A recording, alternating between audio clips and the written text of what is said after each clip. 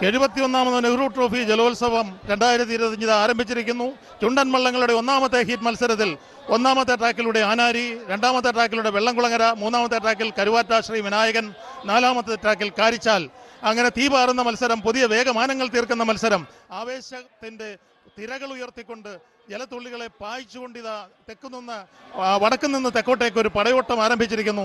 ആ ഉദ്വേഗ മത്സരങ്ങളുടെ ആദ്യ കാഴ്ചകൾ മാന്യ പ്രേക്ഷകർക്കായി വിവരിക്കുന്നത് കുട്ടനാട്ടുകാരനായ ജോ ജോസഫ് തായങ്കരിയിലേക്ക് ഞാൻ മൈക്ക് കൈമാറുന്നു. നന്ദി ഹരികുമാർ വാലത്ത്. ചുണ്ടൻ വള്ളങ്ങളുടെ ഒന്നാമത്തെ ഹിറ്റ്സ് ആരംഭിച്ചിരിക്കുകയാണ്. ഒന്നാമത്തെ ട്രാക്കിൽ ആനാരി, രണ്ടാമത്തെ ട്രാക്കിൽ വെള്ളംകുളങ്ങര, മൂന്നാമത്തെ ട്രാക്കിൽ കരുവാറ്റ ശ്രീവിനായകൻ, നാലാമത്തെ ട്രാക്കിൽ കാരിച്ചാൽ. 4 കളിവള്ളങ്ങൾ. ഒന്നാമത്തെ ട്രാക്കിലുള്ള ആനാരിയും രണ്ടാമത്തെ ട്രാക്കിലുള്ള വെള്ളംകുളങ്ങരയും മൂന്നാമത്തെ ട്രാക്കിലുള്ള കരുവാറ്റ ശ്രീവിനായകനും കാരിച്ചാലും ഇവിടെ എത്തിയിരിക്കുന്നത്, ഈ 71ാമത് നെഹ്റു ട്രോഫിയിൽ എത്തിയിരിക്കുന്നത് വിജയിക്കുവാൻ വേണ്ടി, ആ വെള്ളിക്കപ്പ് നെഹ്റുവിൻ്റെ കയ്യൊപ്പോടുകൂടി ആ വെള്ളിക്കപ്പ് കരസ്ഥമാക്കുവാൻ വേണ്ടി തന്നെയാണ്. എങ്കിലും കാരിച്ചാലിനെ പറ്റി നമുക്ക് പറയുവാൻ 100 നാവാണ്. കാരണം കഴിഞ്ഞ വർഷത്തെ വിജയിയാണ്. കഴിഞ്ഞ വർഷത്തെ വിജയി മാത്രമല്ല, 16 തവണ നെഹ്റു ട്രോഫി കരസ്ഥമാക്കിയ കാരിച്ചാൽ ഇക്കുറി വീണ്ടും വിജയിക്കുമെന്ന പ്രതീക്ഷയോടുകൂടി നാലാമത്തെ ട്രാക്കിലൂടെ കടന്നു വരുമ്പോൾ, ഒന്നാമത്തെ ട്രാക്കിലൂടെ കടന്നു വരുന്നത് വിപിൻ രാജിന്റെ നേതൃത്വത്തിൽ, ജോസഫ് PVയുടെ നേതൃത്വത്തിൽ ടൗൺ ബോട്ട് ക്ലബ്ബുകാർ കൈനകരിക്കാരാണ്. രണ്ടാമത്തെ ട്രാക്കിലൂടെ കടന്നു വരുന്നത് വെള്ളംകുളങ്ങര വള്ളം, സാബു കോയിപ്പള്ളിയുടെയും റോണിയും ഏഴൂരിന്റെയും നേതൃത്വത്തിൽ സെന്റ് ജോസഫ് ബോട്ട് ക്ലബ്ബ് കായൽപ്പുറംകാര് രണ്ടാമത്തെ ട്രാക്കിലൂടെ വെള്ളംകുളങ്ങരയിൽ കടന്നു വരുമ്പോൾ, മൂന്നാമത്തെ ട്രാക്കിലുള്ള കരുവാറ്റ ശ്രീവിനായകനയിൽ മത്സരിക്കുവാനായി എത്തിയിരിക്കുന്നത് ടോമി ചാക്കോയും ലിനു ജോസഫിന്റെയും നേതൃത്വത്തിൽ മങ്കമ്പ് ബോട്ട് ക്ലബ്ബുകാരാണ്.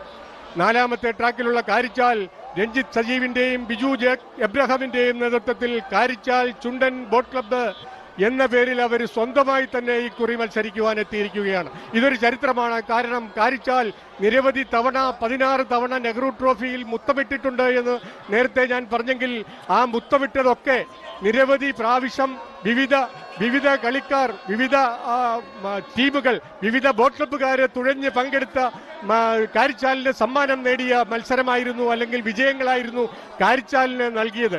എന്നാൽ ഇക്കുറി കാരിച്ചാൽ ചുണ്ടനിൽ മത്സരിക്കുവാൻ എത്തിയിരിക്കുന്നത് അവർ തന്നെയാണ്.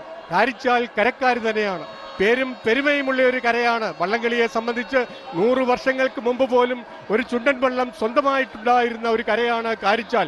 അങ്ങനെയുള്ള ആ കാരിച്ചാൽകാര് ഇക്കുറി ഞങ്ങളുടെ വള്ളം, കഴിഞ്ഞ വർഷത്തെ വിജയിയായ വള്ളം, 16 തവണ ഈ കരയ്ക്ക് അഭിമാനം പകർന്ന വള്ളം, ഇക്കുറി ആരുടെയും സഹായമില്ലാതെ സ്വന്തമായി തുഴഞ്ഞ് സ്വന്തം ടീമിനെ ഇറക്കി, സ്വന്തം വള്ളത്തിന്റെ പേരിൽ സ്വന്തം ടീമിനെ ഇറക്കി മത്സരിച്ച് തുഴയും, അല്ലെങ്കിൽ വിജയിക്കും, ആ നെഹ്റു ട്രോഫി മുത്തമിടും എന്ന പ്രതീക്ഷയോടുകൂടി കാരിച്ചാൽ കടന്നു വരുന്നു. രഞ്ജിത്ത് സജീവിന്റെയും ബിജു എബ്രാഹിമിന്റെയും നേതൃത്വത്തിൽ കാരിച്ചാൽ ചുണ്ടൻ ബോട്ട് ക്ലബ്ബുകാർ തന്നെ തുഴഞ്ഞു കടന്നു വരികയാണ്. അവര് 4ാം ട്രാക്കിലൂടെ മറ്റ് വള്ളങ്ങളെയെല്ലാം ബഹുദൂരം പിന്നിലാക്കിക്കൊണ്ട് കടന്നു വരുന്നു. കാരണം അവർക്ക് തുല്യ ശക്തികളല്ല, അവരെ സംബന്ധിച്ച്, കാരിച്ചാലിനെ സംബന്ധിച്ച് തുല്യ ശക്തികളല്ല ഈ ആദ്യ ഹീറ്റ്സിൽ അവർക്ക് കൂടെ തുഴയുവാൻ കിട്ടിയിരിക്കുന്നത്.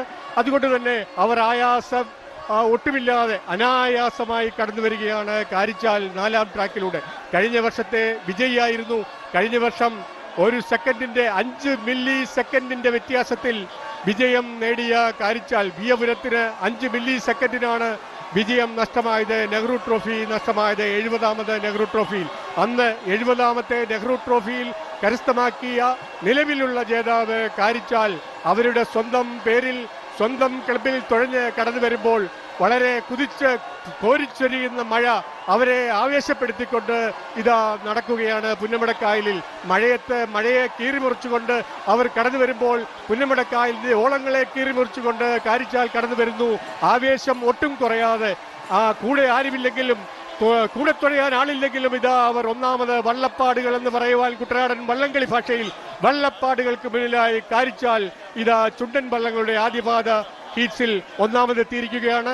ഒന്നാമതെത്തി എന്ന് നമ്മൾ പറഞ്ഞാൽ പോലും 2015 ശേഷം ഒന്നാമതെത്തുക മാത്രമല്ല മാനദണ്ഡം, ഏറ്റവും കുറച്ച് സമയം കൊണ്ട് ഫിനിഷ് ചെയ്യുക എന്നുള്ളതാണ് മാനദണ്ഡം.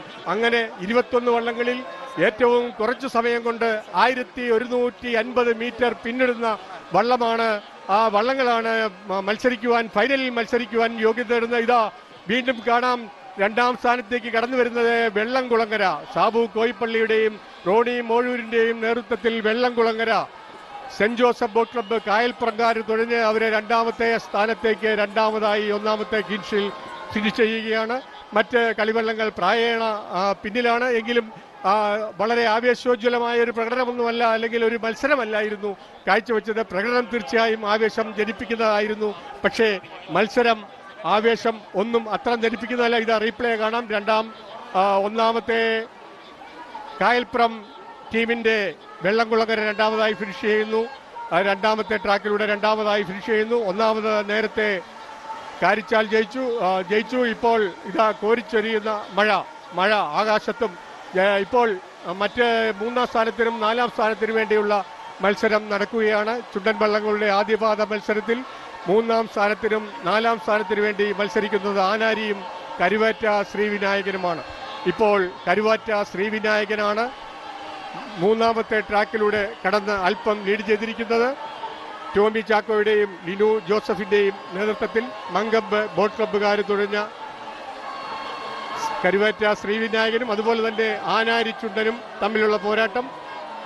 കരുവാറ്റ ശ്രീവിനായകന് മൂന്നാം സ്ഥാനം, ആനാരിക്ക് നാലാം സ്ഥാനം.